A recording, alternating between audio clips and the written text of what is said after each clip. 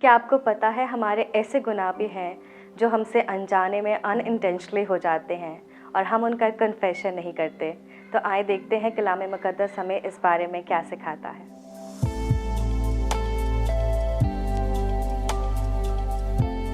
Hi, I am Suman and welcome to spirit renewal. आज हम जिस टॉपिक पे बात कर रहे हैं वो है अनइंटेंशनल सिंस, और हम जैसे अनजाने में जो गुनाह कर देते हैं और उनका कन्फेशन नहीं करते। आज हम उस बारे में बात करेंगे। तो हम देखते हैं कि बाइबल हमें इस चीज़ में क्या सिखाती है, और हम एबार की किताब देखेंगे और उसके 4 बाब की 1 वर्स में हम देखेंगे। और खुदावंद ने मूसा से कहा कि बनी इज़राइल से कह कि अगर कोई उन कामों में से जिनको खुदावंद ने मना किया है किसी काम को करे और उससे नादश्ता खता हो जाए, तो कलाम मुक़द्दस हमें ये बताता है कि हमारे जो गुनाह हम जो अनइंटेंशनली करते हैं उनके लिए कुर्बानी गुजराना इम्पॉर्टेंट था। जो ओल्ड टेस्टामेंट हमें बताता है कि ब्लड सैक्रिफाइसेस ऐसे गुनाहों के लिए दिए जाते थे। लेकिन आज के अगर हम ज़माने में देखें, अपने मॉडर्न वर्ल्ड में देखें, तो हम अपने गुनाहों को जो है भूल जाते हैं, हम उनका कन्फेशन नहीं करते, क्योंकि हम उसको एक्सेप्ट ही नहीं कर पाते कि हमने ये गुनाह किया है। इसके बारे में इमसाल की किताब 28 बाब उसकी 13 आयत ये बताती है, जो अपने गुनाहों को छिपाता है कामयाब ना होगा, लेकिन जो उनका इकरार करके उनको तर्क करता है उस पर रहमत होगी। तो हमने अपने गुनाहों का इकरार करना है। जैसे ओल्ड टेस्टामेंट के अंदर खुदावन ने इज़राइल कौम को हुक्म दिया था कि जब तुमसे कोई खता हो जाए, इग्नोरेंस में हो जाए, अनइंटेंशनली हो जाए, और जिसका कन्फेशन तुमने नहीं किया हो, बल्कि जब तुम गिल्टी फील करो कि आपसे ये खता हो गई है, तो उसके लिए आप एक कुर्बानी लेके आओ। वो कुर्बानी एक लैम्ब की सूरत में या किसी और जानवर की सूरत में जो है गुजरानी जाती थी। तो इसी तरह जो है मॉडर्न वर्ल्ड में या जो हमसे अब जो खता होती है, हम उसके बारे में जो है अनइंटेंशनल होते हैं, हमें नहीं पता होता कि हमने ये खता कर दी है। लेकिन जब हम उसको रियलाइज़ करें तो ज़रूरी है कि हम उसका कन्फेशन भी करने वाले हों।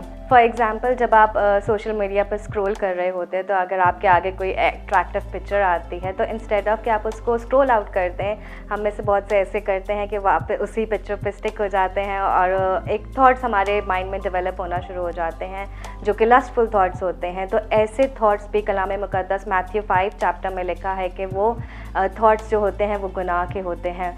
और इसी तरह अगर हम किसी के लिए जजमेंटल सेंटेंसेस पास करते हैं, या फॉर एग्ज़ाम्पल आपके किसी फ्रेंड ने कार ली है, तो अगर आप उसकी सक्सेस में खुश नहीं हो रहे और इंस्टेड आप उसके लिए जजमेंटल सेंटेंसेस पास कर रहे हैं, जैसे कि उसके पास पैसे कहाँ से आए और इस तरह की चीज़ें हम ये कह देते हैं, तो इसका मतलब है हम उनके लिए एक जजमेंटल सेंटेंस पास की है। तो ये सब कलाम मुक़द्दस के अकॉर्डिंग एक गुनाह में शामिल होता है, और हम कभी भी इन गुनाहों का इकरार नहीं करते, क्योंकि हमारे अंदर वो रियलाइजेशन ही नहीं है कि ये हमने खता की है और हमने खुदा से इसकी माफ़ी मांगनी है।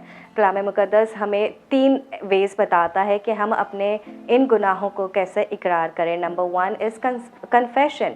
बहुत से लोग जो हैं दुआ करते हुए कह देते हैं, खुदा हमारे वो गुनाह माफ़ कर जो हम नहीं भी जानते। लेकिन आप इस एग्ज़ाम्पल को कंसीडर करें, अगर आपने अपने दोस्त से कोई मिस्टेक की है या उसका कोई खता की है उसके साथ, तो आप उसको जाके कहें कि मुझे माफ़ कर दे, तो ऑब्वियसली आपका फ्रेंड ये कहेगा कि किस बात की माफ़ी, जब तक आप उसको स्पेसिफिकली इस चीज़ के बारे में नहीं बताएंगे कि आप किस चीज़ की माफ़ी मांग रहे हैं, तो वो आपको कैसे माफ़ करेगा। इसी तरह जब हम दुआ करते हैं तो हमने बाप को ये कहना होता है कि खुदा I am guilty of my sin, कि जो मैंने ये वाला गुनाह किया, या मेरे जहन में थॉट्स आए, या मेरे दिल में किसी के लिए बुरी जजमेंट्स आई, तो मैं इस खता के लिए आपसे माफ़ी मांगता हूँ। Be specific about your sin, के खुदा मैंने ये गलती मुझसे हुई है, ये खता मुझसे हुई है, तो फिर खुदा जो है वो हमें माफ़ भी करता है। नंबर 2 कि हमें उस खता को जो है, उस गुनाह को है जीसस के लहू में छुपाना होता है। हमें ओल्ड टेस्टामेंट की तरह कोई लैम्प नहीं लाना होता, किसी और जानवर की कुर्बानी नहीं देनी होती,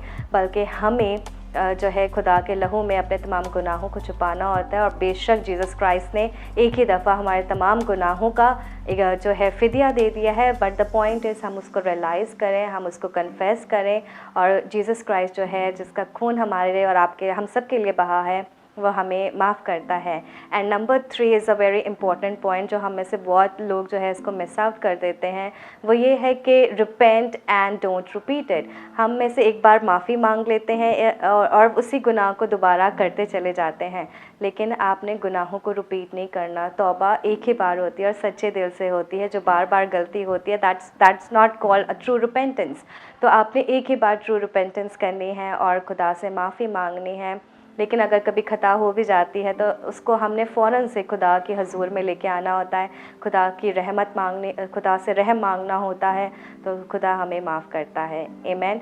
तो याद रखिए कि आज अब भी अगर आपसे कोई अनइंटेंशनल खता हुई है या कोई मिस्टेक्स हुई हैं तो आज उनको जीसस के लहू में कवर करें और खुदा से माफ़ी मांगें।